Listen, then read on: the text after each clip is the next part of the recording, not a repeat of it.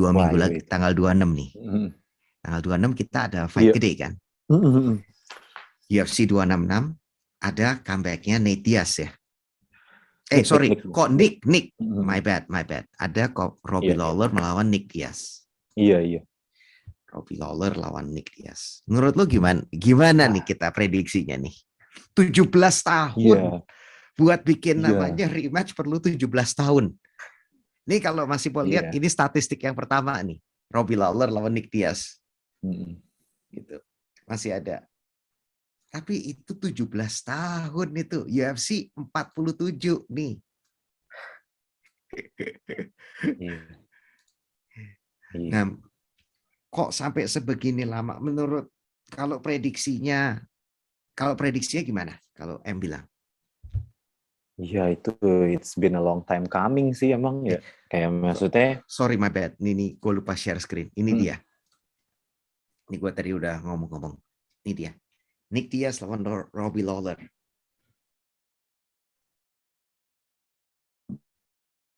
Ini dari 47 yang ini tadi. UFC event 47. gue tuh kalau ngeliat Nick Diaz tuh selalu bersemangat, gak tau kenapa. Suka banget gue sama dia. Dia nomor satu gue sih. Dengan gayanya kan. Ngeledekin di tengah Iya. jalan. Apa Aduh, tuh namanya? segalanya sih. Iya. Dia menurutku Dia full karakter sih. Dia dia tuh human, kayak apa ya, kayak aduh nggak bisa gue jelaskan lagi lah, kayak sebagai seorang sosok MMA fighter ya dia sih kalau menurut gue. Segala hal kayak maksudnya nggak perlu dibuat-buat. Anjir, gue nggak tahu deh, semua kelakuannya semua dia banget lah, role model banget dah dia tuh, Nick Diaz kayak. sayang ya 6 tahun dia off ya. Dia itu 6 tahun off. Ini dia Marijuana kan, betul metabolites, dan yang paling bikin ganja. yang ironisnya dari semua itu, sekarang marijuana metabolite itu dicabut dari daftar substance terlarang di Emang USADA. yeah. Aduh, Cuman ironis kan itu. permasalahannya tuh bukan ini sih, Dan bukan masalah dia pakai marijuana, dia tuh gitingnya, marijuananya dia pakai pas tanding. Jadi pas, kan ada yang pas dia lawan si siapa sih, orang Jepang tuh, setelah Takenori Gomi itu sebelumnya ya, lupa deh. Dia tuh pas yang dia di ini, Hayato Sakurai bukan iya kalau nggak salah, bukan, di Dream. pokoknya yang di no contest juga. Jadi katanya tuh dia ini apa sih itu namanya, pas lagi tanding kadar THC dalam tubuhnya tuh terlalu tinggi. Jadi dia super high pas tanding. Bayangin kayak dia super high pas tanding, giting banget itu pas tanding. Jadi dia gini giting pas lagi Pas di locker room lagi shadow boxing locker room tuh dia iya udah high. ganja. Iya, super high gitu. Maksudnya Ya, itu kan yang dipermasalahin sebenarnya bukan enhance performance ya, bukan meningkatkan performance-nya, tapi kemampuan dia reduce pain. Bagaimana dia nggak terlalu sakit pas kena pukul, itu yang katanya dipermasalahin sih.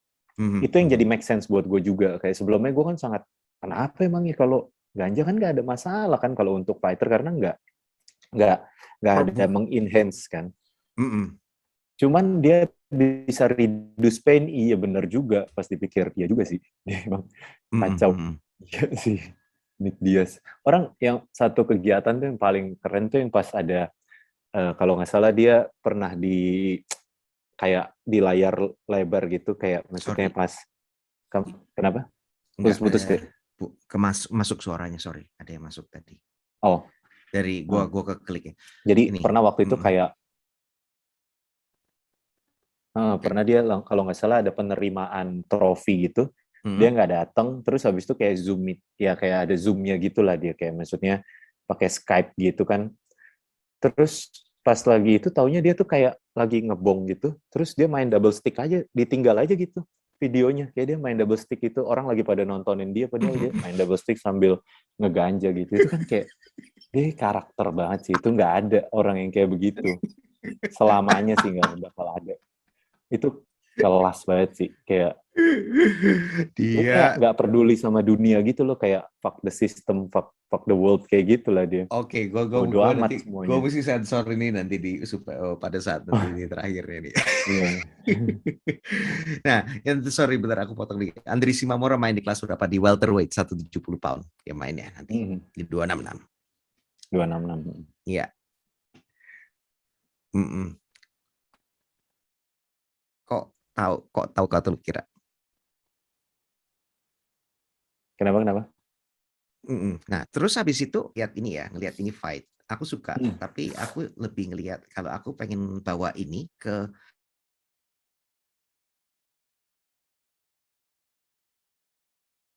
ini bertarung. Mungkin pertama gue pengen lihat Robbie dulu deh. Gue pengen lihat Robbie dulu. Robbie Lawler. Ya kan?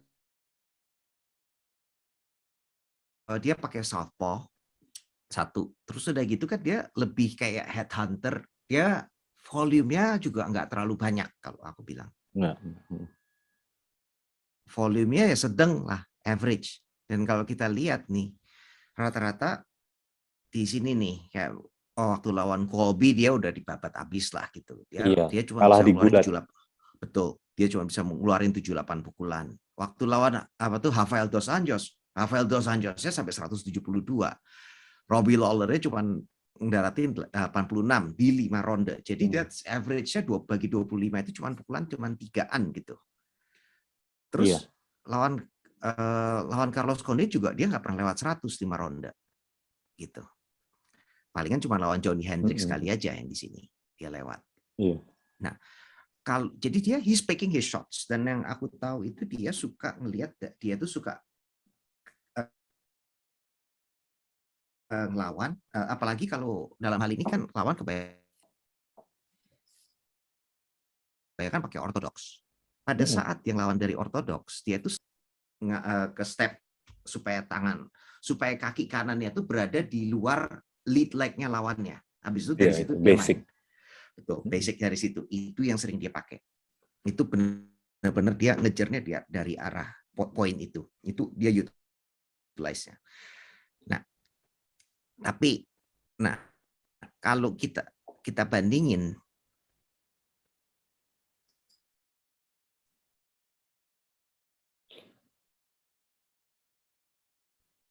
tapi yang aku perhatikan di note itu agak menurun. Sementara kalau kita lihat Nick Diaz, mungkin bayangan gini aja. Mungkin orang lama udah 6 tahun nih. Nick Diaz itu udah 6 tahun nggak kelihatan. Nih kita lihat aja fight-nya. Dia tahun 2011, 2012, 13 ini dia bilang retire habis lawan GSP. Setelah itu dia comeback katanya lawan Anderson Silva, disuspend habis itu. Nah, jadi dari dulu dia udah nggak aktif. Tapi jadi mungkin orang lama juga dia balik ke tidak aktifannya tuh mungkin teman-teman juga banyak yang udah lupa. Kayak apa sih Nick Diaz itu? Nah, ini aku kasih gambaran sedikit karena dia pernah kasih gambaran dikit. Ini strikes per minute landed 5,43. Dan accuracy-nya 42. Berarti dia lempar pukulan itu kira-kira mungkin berapa? 9 gitu? Per significant strike 9 per menit. Iya. Itu that's a lot gitu. Betul. Itulah petinju. 9 pukulan per menit. Significant. Jadi yang kencang 9. Kalau lu mukul 9 itu berarti per menit itu berarti tiap 5 detik lu lempar 1 tuh. On average. Betul. Kalau buat teman-teman yang di MMA, buat perbandingan aja. Ini kita lihat yang high volume striker siapa misalnya. Yang high volume striker itu kan misalnya Nate Diaz. Nate Diaz itu cuma 4,5. Iya. So ini orang lebih tinggi lagi. Mukulnya lebih Iya. banyak lagi. Nah, betul. Dalam kondisi yang volume sama orang yang picking the shots, aku secara umum mungkin aku akan lebih milih orang yang bisa nge-pressure terus. Aku ngerasa bahwa si Robbie Lawler dia nggak akan bisa keluar dari pressure-nya. Dia akan disulitkan oleh pressure-nya ini. Apalagi sekarang dia juga lawannya sama-sama southpaw. Aku masih ingat sih dia terakhir kalah lawan Rafael dos Anjos. Rafael dos Anjos kan juga southpaw. Waktu dia lawan Rafael dos Anjos, dia southpaw juga. Di sini mana nih? Paul Rafael dos Anjos mana nih? Kan? Sorry, bukan yang gitu. Nah ini Rafael dos Anjos, dia juga southpaw. Terus habis itu juga ada yang lain lagi itu, ada yang sebelumnya adalah Johnny Hendricks 2 kali. Yeah. Dan dia rekornya 1-2 loh. 1 kali menang, 2 kali kalah lawan southpaw. Setidaknya yang gue tarik ke belakang tadi. Iya, recent lah. Dan dia lagi 4 kali losing streak nih. Bisa nggak dia kembali? Jadi yang satu udah lagi losing streak, antara losing streak sama orang yang lama nggak aktif, aku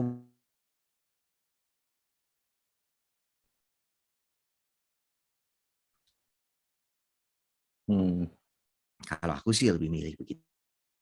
Iya. Iya. Kalau M gimana nih kira-kira prediksinya berdua nih? Apa ya? Gue sih kalau suka dari Nick Diaz tuh how dia bisa nerima pukulan sih. Bagaimana dia nggak pernah bisa di finish, itu sih permasalahannya. Setuju.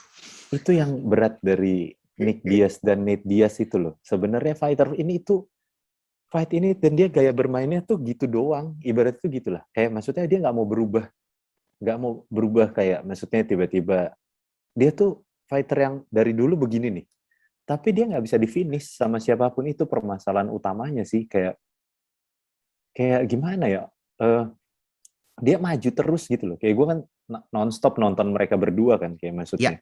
Karena gue sangat terhibur dengan gaya main mereka berdua yang nonstop maju terus. Itu yang membedakan, makanya mereka punya pola latihan sendiri yang berbeda dari fighter-fighter lain. Mereka tetap gimana ya? Kayak mereka kan atlet triathlon gitu loh. Atlet triathlon yang kayak nafasnya tuh nggak ada habisnya. Terus gaya bertarungnya cuma tinju dan BJJ. Sedangkan kayak udah datang fighter-fighter baru dari kayak orang yang Kazakhstan dan si Khabib tuh gaya mainnya kayak begitu. Udah banyak perubahan di industri ini dari gaya bermain ya. Cuma Nick Diaz dan Nate Diaz tuh stay true. Kayak dia tetap begitu aja mainnya. Nggak mau berubah mereka tuh. Kayak udah ya ini mereka begitu. Tapi ya itu yang membuat mereka berbeda. Kayak gaya bertarungnya cuma begitu dan main volume pukulan selalu. Kayak maksudnya orang tuh bukan knockout, tapi orang tuh capek dipukulin. Kayak sampai udah dong jangan pukulin gue lagi dong, kayak gitu rata-rata yang dipukulin Nick Diaz sama Nate Diaz. Kayak mabok pukulan semuanya dipukulin sama Nick Diaz. Dan dia tuh kan tipe counter boxer yang bisa mancing lawannya untuk beradu pukulan. Mereka tuh ayo pukulan, ayo kita adu pukul, ayo gitu terus mereka tuh. Makanya lawan mereka tuh sebenarnya kuncinya sabar kan. Selama ini yang berhasil membuktikan tuh yang mau sabar dan gak terpancing lawan mereka. Contohnya kayak si siapa namanya, Anderson Silva. Dia tuh benar-benar Nick Diaz mau taunting kayak apa, dia tiduran. Anderson Silva ya udah santai gitu. Carlos Condit ditampar santai kayak begitu. Ya, dia tuh mereka tuh pengen adu, ayo pukul-pukulan dong gitu, berantem kita. Nah itu tuh Robbie Lawler, kalau gue rasa besok apakah dia bisa sabar atau enggak sama Nick Diaz, itu permasalahannya cuma di situ aja sih. Kalau yang kemarin kan udah jelas, yang pas pertama 17 tahun lalu tuh Robbie Lawler kena Stockton slap, terus dia apa-apaan nih kayak gitu, maju bener kan, kena keganjel langsung kayak Roid Rage gitu. Iya, even gitu. Pas dia kalah pun dia masih bangun terus kayak ayo lanjut gitu, masih kepancing even padahal udah kalah, kayak udah dipisahin wasit masih kepancing karena memang pancingan Nick Diaz untuk baku hantam tuh bagus. Kelihatan juga kayak pas Nate Diaz ambilnya Nate ya, Nate sama Nick tuh kan ya oke, mirip-mirip lah. Si Nate itu kan pas lawan Conor karena dia pas pertandingan pertama sangat kepancing sama ini Nate Diaz, dia pikir Nate udah selesai nih, udah banyak kena pukulan, bocor-bocor, ternyata enggak, masih Nate Diaz tuh memang nunggu itu Ya, gitu kan. mm-mm. Itu sih Tahu nggak uniknya yang mereka itu. kalau aku dengar dari cerita-cerita zaman dulu itu tuh Elias Pikal lawan Kaosai Galaxy. Elias Pikal di ronde-ronde Wah, itu awal legend, daratin legend itu, dipukulin sepertinya, tapi ya itu capek dan mentally orang dipukulin terus habis itu sepertinya maju terus itu nakutin loh. Iya kan? Betul dong. Gue juga gue pernah loh, ya nggak sampai ke apa tuh, nggak sampai ke urusan MMA, nggak pernah sampai kayak seperti itu. Tapi kalau aku misalnya gini, aku nyerang orang terus di jiu-jitsu gitu, nggak dapat poin, mau di sweep ini nggak dapat poin, namun nggak dapat poin, mau diapain, sepertinya dia scramble menang terus. Lama-lama gue capek juga loh, terus habis itu lama-lama mentalnya jatuh loh. Aku mau ngelakuin apa di overpower gitu. Iyalah. Legend, gimana? Apalagi kalau boxing. Iya. Lebih parah lagi. Ini Mungkin orang kalau kenapa dari gue tinju pukulin yang nggak paling legend jatuh-jatuh. itu kan,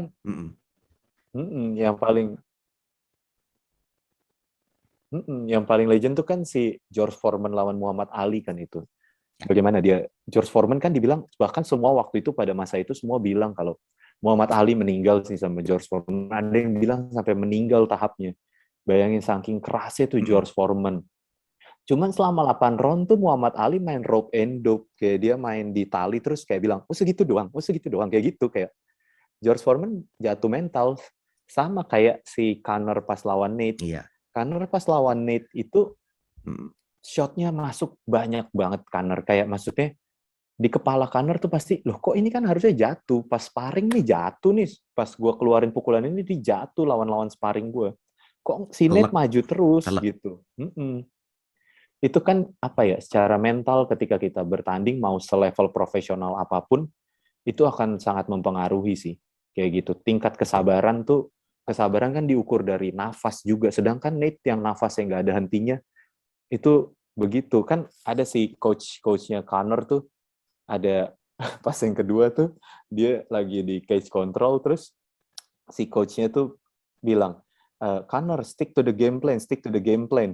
Terus si Nate tuh tiba-tiba fuck you and your motherfucking game plan katanya gitu. Dia membalas gitu kayak ngomong ke coachnya. Karena nanti gue nggak bisa, nanti gue mesti Nggak boleh ya ini. dicabut. Sorry.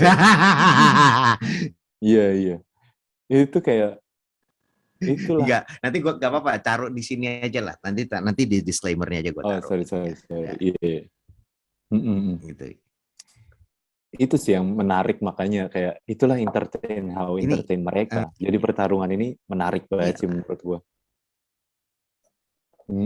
Seru banget nih, harus ditonton sih ini. Nah ini aku mau tanya nih, ada